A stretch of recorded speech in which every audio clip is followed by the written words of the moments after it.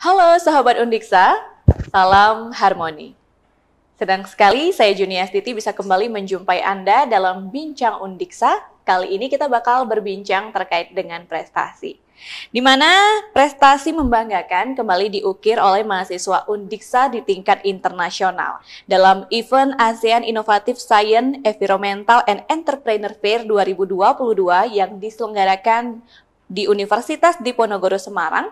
Salah dua ya tim yang mendapatkan medali emas lewat ajang ini di bidang jasa teknologi informasi penghubung antara freelance dengan calon konsumen nih ya karyanya ya yang diberi nama .Med Solution. Nah, karya ini itu diketuai oleh Gusti Aditya Trisnamurti dari Pendidikan Teknik Informatika. Halo Aditya. Halo, iya.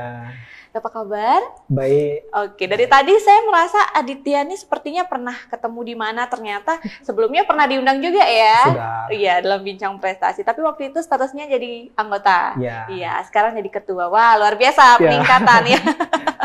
Oke, selain Aditya pastinya kan nggak mungkin sendiri nih ikut lomba ini. Ada anggota-anggota tim lain yang pastinya juga membantu kamu nih dalam perlombaan. Siapa aja sih mereka, mungkin bisa dikenalkan karena kan kita nggak bisa ngundang semua ya. Ya, silakan.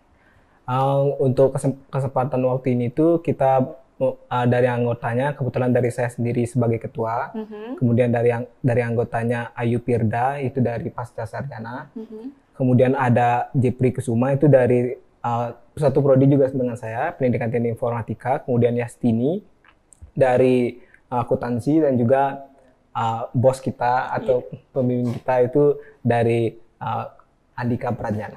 Oke, Andika Pradnyana. Mungkin nama ini juga udah nggak asing ya bagi sahabat Undiksa yang terus mantengin website kita, apalagi video-video di channel YouTube-nya Undiksa itu juga udah sering warawiri. Nah, tadi kan sempat di pengantar sedikit Juni sampaikan bahwa karya yang kalian tampilkan itu .Med Solution. Jadi ini suatu bisnis yang bergerak di bidang jasa teknologi informasi penghubung antara freelancer ya dengan calon konsumennya. Mungkin bisa dijelaskan lebih detail lagi terkait dengan karya yang kalian tampilkan? Oke, dari .Med Solution itu sebenarnya dia tuh jika diumpamakan sejenis platform ya. Jadi dari .Med Solution itu kita bisa mengajak para generasi milenial itu khususnya yang berminat di bidang multimedia, media interaktif atau desain yang lain sebagainya buat join ke kita. Jadi nanti kadang generasi milenial itu kan agak sulit dia nyari orderan gitu atau customer.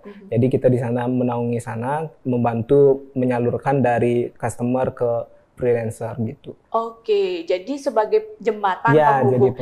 Bisa dibilang kayak platform belanja online banyak. Cuma ini yang diperjualbelikan itu jasa ya lebih tepatnya seperti itu. Nah, alasan kalian tertarik untuk mengangkat atau membuat inovasi seperti ini tuh apa? Sebenarnya di awal itu selain karena kebutuhan finansial mungkin ya, karena ini kan kebetulan dibangunnya tepatnya itu April 2020 itu kan kebetulan dari masa pandemi. Jadi dari sana kita bergerak karena proses belajar mengajar sekarang kan online jadinya. Perlu sebuah media yang bisa memberikan suasana yang sama gitu seperti di dalam kelas ya. Contohnya itu media interaktif. Dari sanalah kita bergerak jadinya, oh ini kayaknya belum ada nih yang memberikan jasa seperti ini. Jadi dari sana kita mulai upgrade dan akhirnya pengen jadiin ini sebagai platform gitu. Oke. Nah, lalu apakah ide karya ini muncul ketika kalian emang udah tahu nih ancang-ancang akan ada event AISEEF ya kalau kita singkat gitu ya, panjang lah yang lo disebut semuanya, atau memang sebelumnya kalian udah mempersiapkan platform ini dan kebetulan ada event kalian ikut kan? Ini dari sebelumnya sudah dari 2020 itu. Jadi kita aktif untuk ikut lomba itu bisa dibilang baru-baru ini aja sih. Oke, baru-baru ini. Karena kebetulan ada dan ya kita angkat aja. Oke, memang udah dipersiapkan bahan tempurnya bisa dibilang gitu ya. Pas ada event ya udah langsung diikuti perlombaannya ini. Nah, waktu yang dibutuhkan untuk mempersiapkan platform ini itu berapa kalau boleh tahu? Berapa lama? Kalau dari waktunya itu dari persiapan itu ya bisa sekitaran 2 sampai 3 bulan lah karena kita kan awalnya memang dari perkumpulan mahasiswa iseng-iseng itu kan, kebetulan dari foundernya sendiri, dari Kak Andikanya itu, jadi ya belum kepikiran ke sana lah. Jadi karena waktu ini kebetulan ada pendanaan, jadinya kita bisa buat gininya, platformnya itu. Oke. Nah, lalu kendala mungkin yang kalian hadapi selama proses persiapan, entah itu persiapan platform sampai akhirnya kalian memutuskan ikut lomba, itu kendala apa yang kalian hadapi? Kalau kendalanya itu dari sekarang tuh lebih ke persiapkan platformnya aja sih, karena kita kan mau rencananya dari sekarang kan masih dalam bentuk website dia. Jadi untuk rencana ke depan kan kita mau pindah ke, kalau bisa itu ke mobile gitu, biar lebih simpel gitu teman-teman yang lain. Jadi untuk kendalanya mungkin di pengembangannya itu aja sih. Pengembangan platform. Lalu dengan situasi pandemi yang sekarang masih terjadi dan kalian pasti nggak semuanya berasal dari Singaraja gitu ya. Nah, apakah komunikasi untuk kalian mempersiapkan perlombaan ini juga menjadi salah satu kendala di dalamnya? Nah, itu juga karena kalau waktu kita lomba itu kan berlima, itu kebetulan kelimanya tuh 5 regional yang berbeda. Jadi agak susah kan. Untuk ya paling sekali-sekali itu kita ketemu bareng, ngobrol masalah gimana persiapannya gitu. Oke, tapi komunikasi via online itu tetap dilakukan, dilakukan ya, pasti luar biasa. Nah, lalu keberhasilan yang kalian peroleh sampai akhirnya mendapatkan medali emas dalam ajang ini, dan juga kalau nggak salah ada beberapa kategori penghargaan juga yang kalian dapatkan, apa aja kalau boleh tahu? Kalau dari kategori yang kita dapat 3 awards ya. Yang pertama dapat gold medal dari kategori entrepreneur, kemudian yang kedua dapat ISA semi grand prize, yaitu dari sana tuh kita dapat kayak pre-pass itulah untuk ikut lomba selanjutnya gitu. Terus yang terakhir tuh dapat grand prize urutan kedua. Oke, itu beberapa award yang didapatkan. Nah, ini pastinya nggak terlepas dong ya dari dukungan para pembimbing dan juga pembina mungkin di luar sana yang sudah mendorong kalian sampai akhirnya kalian berhasil mendapatkan medali emas. Boleh dikenalkan siapa sih sosok-sosok di belakang yang mendukung kalian sampai akhirnya meraih prestasi ini? Untuk sosok yang di belakang kita yang udah paling berjasa itu, yang pertama yang saya hormati itu dari Ibu Egy Agustini, itu selaku pembimbing dan pembina kita waktu lomba di sana. Jadi ibunya udah welcome banget sama kita, udah baik banget. Walaupun ibunya waktu itu masih keluar kota, itu masih tetap menyempatkan, mengayomi kita. Terus juga tentunya untuk pendamping yang paling the best lah ya. Andika Pradjana itu yang udah menemani kita sekaligus juga sebagai foundernya kan. Jadi dia tuh udah membimbing kita gimana mau platform atau usahanya ini ke depannya gitu. Memplan-plan. Terus kemudian tentunya dari tim saya sendiri itu yang paling pokoknya asik lah. Bukan hanya sekedar tim. Asik lah diajak kerjasama ya. Walaupun dari 5 regional yang berbeda dari Bali semua, tapi kan masih untungnya masih aman dari Bali semua ya. Kalau dari luar Bali agak repot juga nanti ya. Kasian mereka untuk ajak ketemunya cuma untuk diskusi seperti itu. Oke, tadi kan sempat disinggung sedikit kedepannya rencananya akan mengembangkan lagi platform ini. Dikembangkan seperti apa, dari sisi apa mungkin? Untuk paling seperti lebih mudah mengaksesnya. Misalkan kalau yang dari kami harapkan tuh dia tuh bisa kita tuh mengintegrasikan dari Tokopedia, Shopee gitu. Karena di sana tuh kan kita bisa melihat kalau beli barang nih, jadinya tahu ini barangnya udah sampai sini, udah sampai sini. Jadi nanti ke depannya untuk para customer yang ngorder di kita, dia tuh bisa tahu progres dari proyeknya dia. Misalkan ini udah tahap analisis atau segala macam gitu. Oke, jadi ada rinciannya gitu ya. Mungkin ke depan juga ditambahkan fitur komentar-komentar itu ya. Apakah puas dengan pelayanan ini atau enggak gitu. Oke, nah itu pengembangan yang kalian hadapi. Berarti apakah platform ini sudah mulai bisa digunakan atau belum? Atau masih ada harus hal-hal yang ditinjau? Ini sudah bisa digunakan dari websitenya. Oke, di websitenya sudah mulai digunakan. Nah, berarti ke depan kalian juga harus mulai memperkenalkan dong. Itu tantangan kalian berarti ya. Apa nih strategi yang mungkin kalian lakukan agar karya.med solution kalian ini dikenal oleh publik pastinya? Kalau dikenal dari publik itu kita lebih menekankan pada portofolio mungkin ya, dari teman-teman kita para freelancer atau dari anggotanya pribadi itu ya, ini loh karya kita gitu. Kita sudah membuat ini. Jadi secara otomatis untuk mempromosikan platform tuh bisa dibilang udah sekaligus lah. Karena mereka udah tahu gimana track record kerja kita, terus dari hasilnya gitu, ya sudah sekaligus. Oke, ada cara-cara tertentu mungkin yang dilakukan untuk menggait para freelancer agar menggunakan platform ini? Untuk itu mungkin kita pastinya pasti mempromosikan dari media sosial dan segala macam. Kemudian kita nyari dari bibit-bibit dari kita kan sama-sama dari informatika itu misalkan nyarilah bibit-bibit dari adik tingkat itu segala macam. Oke, itu ya. Jadi dari orang-orang terdekat dulu mungkin ya. Undiksa dulu mungkin. Nanti teman-teman yang di Undiksa udah tahu dan ngerasain manfaatnya, dikenalin ke rekan-rekannya yang lain gitu ya.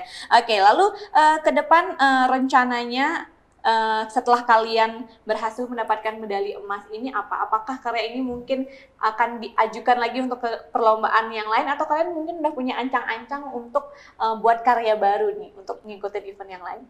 Untuk sejauh ini sih karena kita masih fokus di sini, mungkin jika misalnya ada kesempatan lagi bisa ikut. Kemudian kalau misalkan ya misalnya dari bidangnya itu berbeda ya, nggak kayak sekarang itu, mungkin aja nanti kita buat yang baru lagi. Oke, mungkin aja buat yang baru lagi gitu ya. Perasaannya setelah mendapatkan medali emas, ini sebagai ketua pertama dapat emas apa gimana? Iya. Sebagai ketua dapat emas, internasional lagi tingkatannya. Perasaannya gimana nih? Yang pasti senang banget ya. Ini kan masa pandemi juga, udah dapat offline juga ke sana kan, dapat jalan-jalan gitu kan, dapat emas juga kan, senang banget lah pokoknya. Oke, tapi kayaknya rasa senangnya itu lebih ke karena dapat jalan-jalan ya. Enggak. Karena dapat medalinya juga. Oke. Harapan ke depan untuk inovasi yang kalian buat ini apa? Untuk harapan ke depan, inovasi ini bisa menjadi platform yang terbaik lah dari bidang ini, dari bidang media interaktif, dan juga dari segi customer juga nanti bisa puas dari apa yang kita berikan. Terus juga untuk inovasi-inovasi ini tuh kedepannya lebih dikenal lah di masyarakat. Lebih dikenal ke masyarakat. Oke, ada hal yang mungkin ingin kalian Aditya sampaikan yang mewakili rekan-rekan yang lain terhadap lembaga kita ya, para pimpinan di Undiksa, para dosen mungkin, dan orang-orang yang tadi disebutkan lah yang di balik layar yang sudah mendukung kalian untuk meraih prestasi yang satu ini. Ya. Untuk lembaga, untuk Universitas Pendidikan Ganesha khususnya itu saya ucapkan terima kasih banyak karena sudah memfasilitasi kami untuk mengembangkan usaha ini, platform ini, dan juga memfasilitasi kami untuk ikut lomba itu ya. Selain itu juga dari fakultas kita masing-masing itu benar-benar sudah ya mensupport banget. Itu dari saya pribadi kan dari Fakultas Teknik dan Kejuruan, kemudian dari prodi masing-masing itu udah benar-benar baik juga mensupport kita. Terus untuk sosok-sosok yang sudah saya sampaikan tadi, pokoknya jangan kapok-kapok lah membimbing kita gitu. Ya pokoknya untuk kedepannya ya mohon bantuannya. Mohon bantuannya dan mohon bimbingannya terus ya. Semoga yang lainnya juga makin termotivasi untuk gini, biar ada Aditya yang lain lah yang lahir lagi. Kayak kemarin dia jadi anggota, sekarang menjadi ketua. Nanti mungkin anggota yang lain juga bisa menggantikan posisinya gitu ya. Oke, berarti meskipun kalian berasal dari prodi fakultas yang berbeda itu, masing-masing prodi fakultas dan jurusan itu mendukung gitu ya. Nggak ada persaingan gini ya, nggak ada. Oke, aman semuanya karena ini kita membawa nama lembaga ya, nama Undiksa. Oke, terakhir mungkin closing statement ya, mungkin motivasi yang kamu pegang sejauh ini agar tetap semangat berkarya dan berinovasi meskipun sekarang mungkin masa pembelajarannya daring yang membuat kalian mungkin agak jenuh atau gimana gitu ya karena nggak ngerasain kehidupan kampus. Silakan. Untuk sepatah dua kata-kata aja mungkin ya. Mungkin dari kalian ini, dari mahasiswa yang di saat sekarang ini kan mungkin kita merasa jenuh atau bosen, dan apa yang kalian punya, apa passion kalian tuh bisa dikembangkan lagi. Soalnya zaman sekarang itu bisa dibilang fleksibel ya. Jadi apa-apa itu bisa dijadikan sebagai usaha, terus juga jadi pekerjaan juga, kayak main game gitu aja kan sekarang udah bisa jadi pekerjaan juga. Dan ini juga, jadi apapun passion kalian jika kalian memang tekun, itu bisa menjadi uang dan bisa menjadi jati diri kalian nanti. Oke, luar biasa sekali Aditya. Ya, apapun passion kalian, kalau kalian tekun ya menjalaninya itu bisa mendatangkan keuntungan bagi diri kalian masing-masing. Jadi sebenarnya masa pandemi itu nggak harus kalian jadikan alasan untuk berhenti berkreativitas gitu ya. Justru di masa pandemi ini karena kita fleksibel ya, kuliahnya secara daring yang kita lakukan, kalian bisa membuat inovasi-inovasi lainnya dari rumah. Makanya zaman sekarang kan nggak usah heran kalau lihat anak-anak muda yang kayaknya diam di rumah nggak ngapa-ngapain kok ada uangnya. Mungkin itu ya pekerjaannya ya. Jadi nggak usah takut berkarya dan berinovasi. Apalagi mahasiswa Undiksa itu sangat difasilitasi ya, dan sangat didukung penuh oleh segenap jajaran pimpinannya dari atas sampai di bawah-bawah ya semuanya gitu.